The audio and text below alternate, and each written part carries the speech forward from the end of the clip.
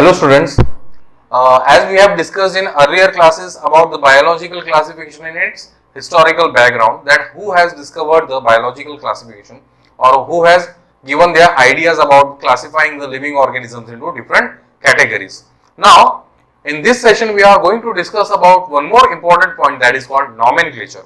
Okay, so what is nomenclature? As we can see, we are surrounded by a number of or variety of living organisms. Okay, and these living organisms are difficult to remember, okay, as they have different characteristic properties. Okay, so one should provide a system to identify these living organisms which should be universally accepted, and that system of identification is referred as the nomenclature.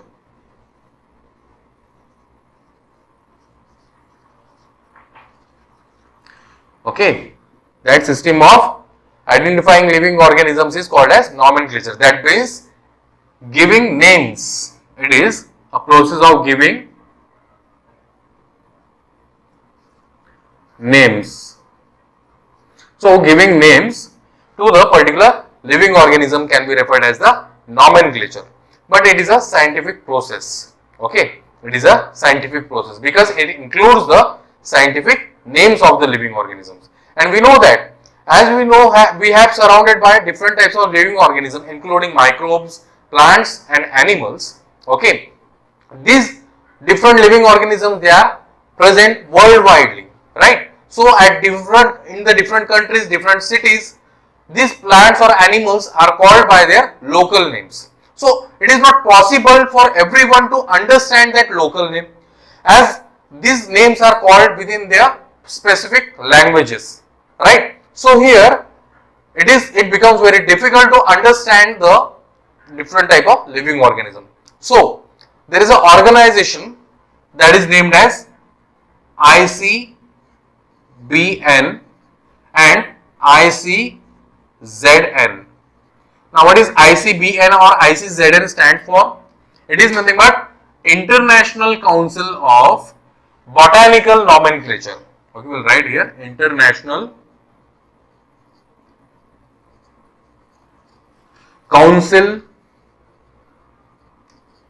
of Botanical Nomenclature. And similarly, ICZN stands for International Council of Zoological Nomenclature.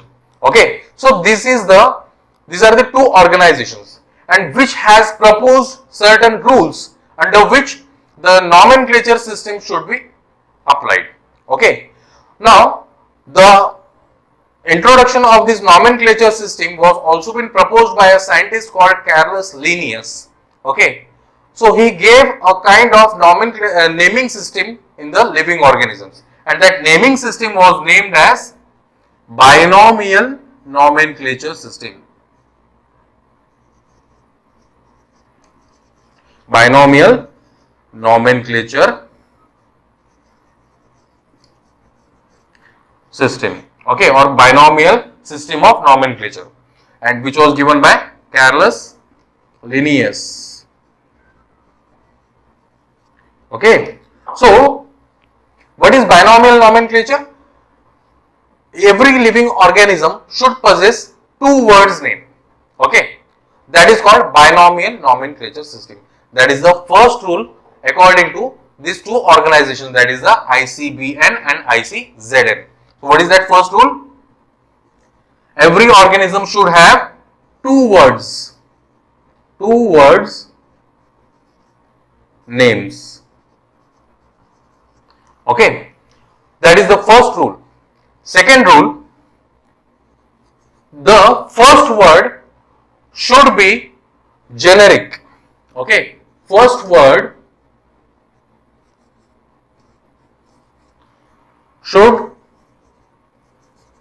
possess or should be of genus, okay, or should possess the genus.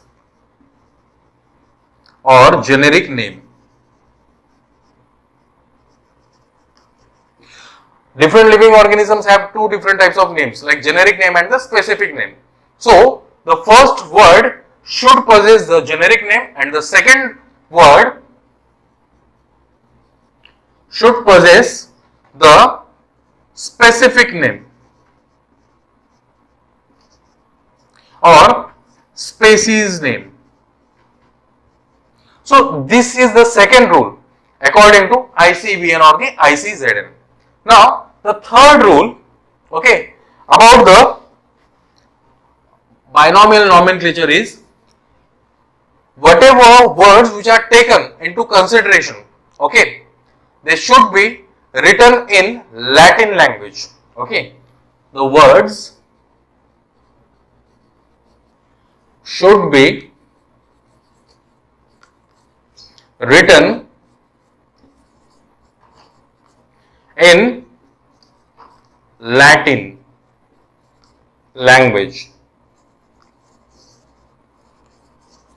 So why we are using here Latin language?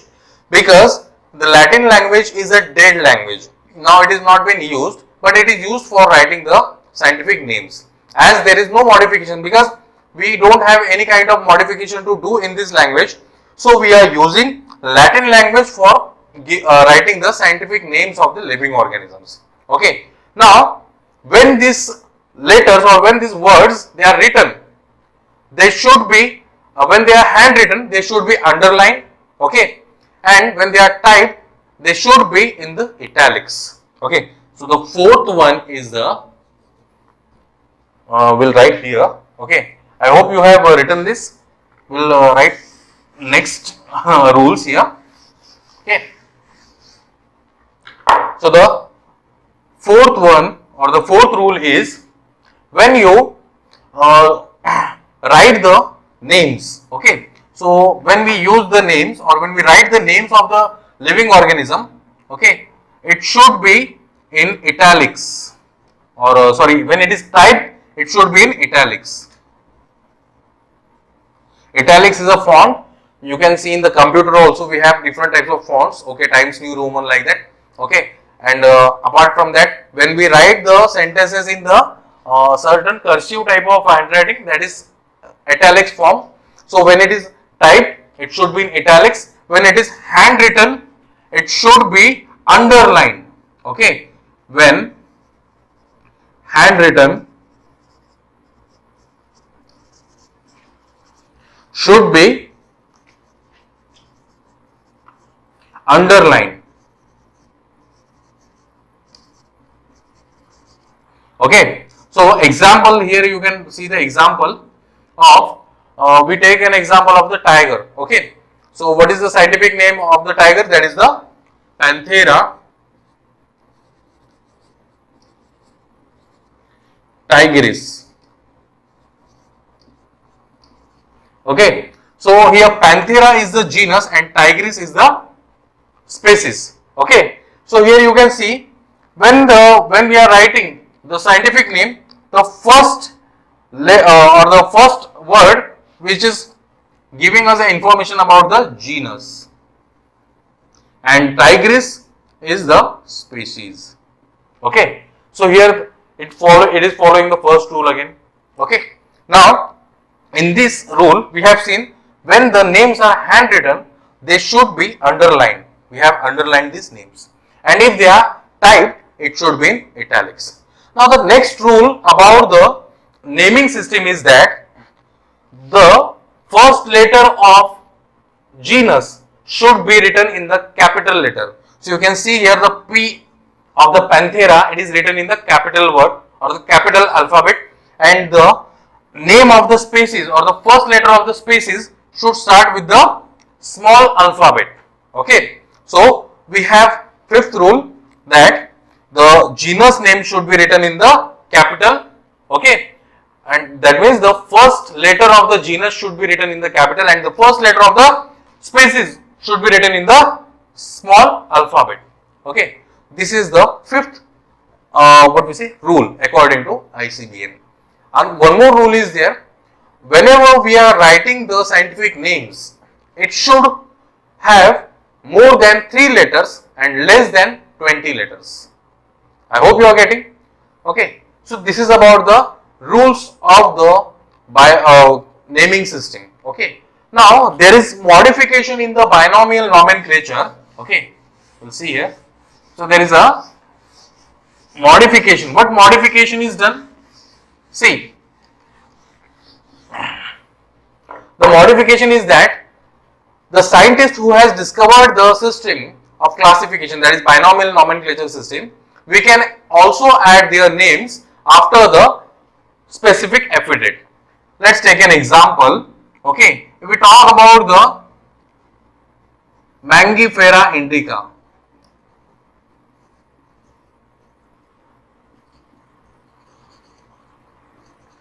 it is the scientific name of mango, right? Mangifera is the genus and indica is the species. Now here these names, okay, or this type of nomenclature was introduced by Carolus Linnaeus, so we can also write the name of the scientist, that is Lin, the short form of that scientist. So it will be the modification of the binomial nomenclature system, Mangifera indica Lin. In similar way, we can also have some other examples like Panthera tigris Lin, okay, because the naming system was introduced by the Carolus Linnaeus. Another system of classification was also introduced, that was referred as the trinomial system of classification. So what it includes is basically, see, sometimes in case of naming living organism, we also add the subspecies of the particular living organism, and according to that it will become a 3-name system. See here, let's say take an example, Homo sapiens, Homo sapiens sapiens. It is the scientific name of the humans, right? Homo sapiens sapiens. And this Homo is the genus. See, we have also seen the identification. The first letter starts with the capital, that is genus. Here, sapiens is the species, and another sapiens is the subspecies. Okay, this is how we are putting the trinomial nomenclature system. Apart from this, one more example we can see is gorilla, gorilla, gorilla. See, the name of the animal, that is gorilla, you know gorilla. So the scientific name of the gorilla is gorilla, gorilla, gorilla. And see how it is different from this Homo sapiens sapiens. See, the generic name, specific name and the subspecies name is also same. Okay, such type of naming, it is only applicable in case of animals. It is not applicable in case of plants. Remember this. And such type of pattern of naming is referred as the tautonyms. Okay, such naming system are referred as the tautonyms. I'll write here.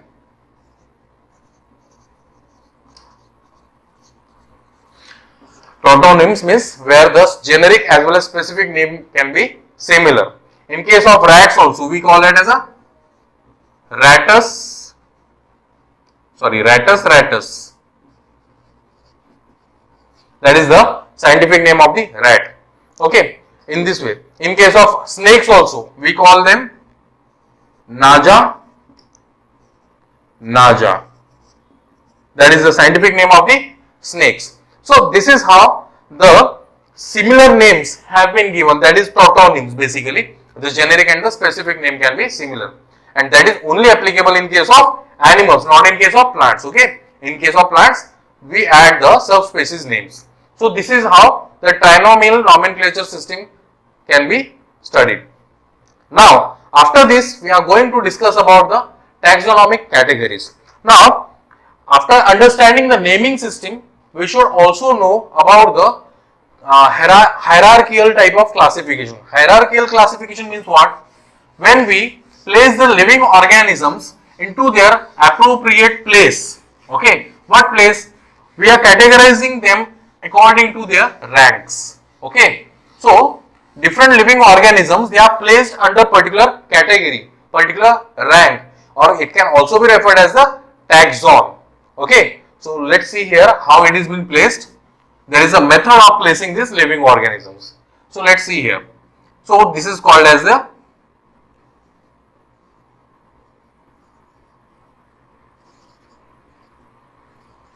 hierarchical classification.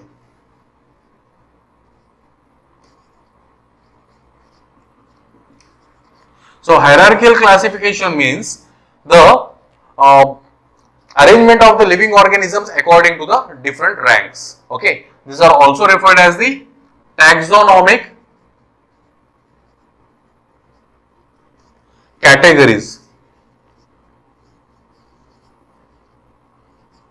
Taxonomic categories.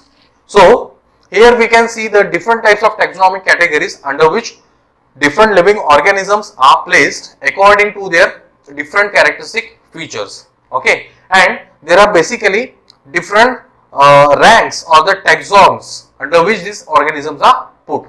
So when we study these different ranks, this should be studied from higher to lower, or we can also go from lower to higher. Okay, so we will write here different categories. That is, first category in the higher to lower order is kingdom. Then next to the kingdom is phylum or division. So when we call kingdom, kingdom is a group of living organism, different types of animals. If we talk about kingdom Animalia, kingdom Plantae, kingdom Fungi, kingdom Monera, Protista, different kingdoms are there. Now if we talk about kingdom Monera, simple kingdom Monera, it includes the bacteria like Archaebacteria and Eubacteria. Archaebacteria means all the extremophiles, means those microbes which are adapted to survive in the extreme conditions. Okay, and the organisms which are adapted to live under mesothermal conditions, that is the normal conditions, are under Eubacteria. Okay, so such a category we can see. Okay, under kingdom Monera. In kingdom Protista, different protozoans are there. Some may include the dinoflagellate diatoms. Okay, then apart from that, kingdom Fungi is there. In kingdom Fungi also different types of fungus are there, like Phycomycetes are there. Okay, then different types of fungus species are there, Phaeophyceae. Okay, all these different categories are put into single kingdom as they are belonging to the same type of living organism, that is the fungus. Then next, kingdom Plantae. In kingdom Plantae also we study about the smallest plants like shrubs, herbs, then small trees are there. Then we have the larger trees like fully modified which are having vascular tissue. Okay, such plants are also been seen. So these are studied under single kingdom called kingdom Plantae. And even animals, if you look after the animals, different types of animals are there doing different types of activities, and these animals, okay, may have tail, some may have been modified. That means we, like humans, we don't have the tail. Okay, we have well developed vertebral column. If you talk about certain worms, they are also under category of the animals like invertebrates. Okay, some organisms, they don't have the endoskeleton. Okay, means they have only tissue level of organization. That means these animals, although they are having different habitat, they are having different types of mode of nutrition. Okay, they may have different types of internal structure or anatomy or morphology. They are put under a single kingdom, that is kingdom Animalia. In this way, the kingdom, it is the highest, okay, among all the categories. Next to that is the phylum or division. When we divide any kingdom, it is divided into sub parts basically, and the first sub part can be referred as phylum. Phylum, it is used in case of animals, and division, it is used in case of plants. Okay, next to the Phylum is the class. Okay, so when we see different types of species or common species, okay, common species in the sense the species which bear certain characteristic common. Okay, if we talk about the lion or the camel or the cattle or even the humans, all these animals they are of different species, but what they share a common characteristic feature, that is they are having the mammary glands. So what? They are put under a class called Mammalia. Are you getting what I am saying? Okay. So that is how we can see, and when we assemble different classes, we form the phylum. Okay. Now these classes, how they are formed? These classes are formed from the different orders. Okay. Different orders, or not different, similar orders basically. The organisms which are having similar orders are put under a single class. Okay. So it is derived from the order, and order it is derived from the family, and family it is derived from the genus, and genus is derived from the species. Okay, so this is how we categorize the different type of taxons or the taxonomic categories, which are also called as hierarchical classification. Hierarchical means rank wise. At the topmost, kingdom is there. Next to that, phylum, class, order, family, genus, species. Okay, how many are there? 1, 2, 3, 4, 5, 6, 7. 7 different categories are there. Okay, and if we go from lower to higher, that is species will be first, genus, family, order, class, phylum, or division, and kingdom. So that will be the from lower to higher order. Okay, so this is how we are studying this. Now let's understand what kingdom consists of. Okay, kingdom it is made up of different types of divisions. Okay, different living organisms, they are present in this division which forms a kingdom. Okay, and which are sharing a common characteristic feature. Then the different class of animals forms the division. Okay, so different class of animals form the, or living organisms form the divisions. Then different orders will form the class, families will form the order, genus will form the family, and species will form the genus. Okay, so what is species basically? Species is a group of individuals having similar characteristics, or the morphology, they may be morphological similar, okay, and which are capable of interbreeding and producing the fertile offspring. Remember the definition: group of similar individuals and can be interbreed and form the fertile offsprings, can be called as the species. Many species, okay, are there, and the species which are interrelated with each other, they are found in a same genus. Okay, let's take an example. Now, Panthera tigris and Panthera leo. Okay, so you are getting the names, that is the tiger and the lion, but they both are sharing a same genus, right? They both are sharing a same genus. The species may be different, but they share a kind of same characteristic features. Okay, so this same characteristic feature as they are sharing, so they are put under a same genus. Okay, it's like simply a surname, right? In a family we see different species are there, like some are girls, some are boys. Okay, so these are put under a single family. Okay, they have a genus, that is their surnames. Okay, and as they are put under a family, now this family will be put under a particular order, and this order into a particular class. They will have a particular class, right, according to their characteristics, according to their neighbor, like that. Okay, and which have been put under division and kingdom.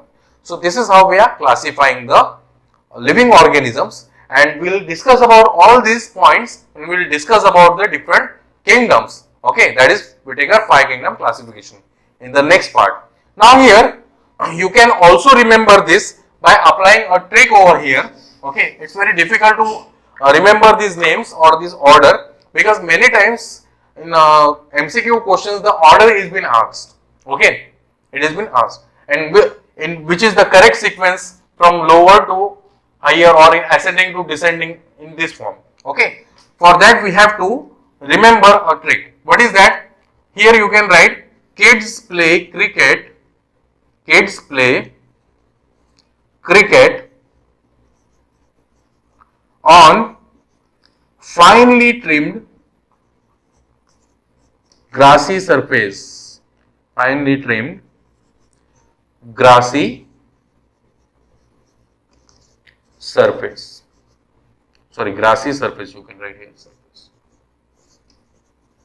Okay. So kids means kingdom, phylum means play, class means cricket, order means on, and family means finely trimmed, and genus means grassy, and species means surface. So it is very simple to remember. Kids play cricket on finely trimmed grassy surface. That is kingdom, phylum, class, order, family, genus, species. Okay. I hope you are understanding this. About next lecture, that is we are going to discuss is the Whittaker's 5 kingdom classification. In that we will be discussing about the kingdom Monera, okay, and its characteristic feature. Thank you.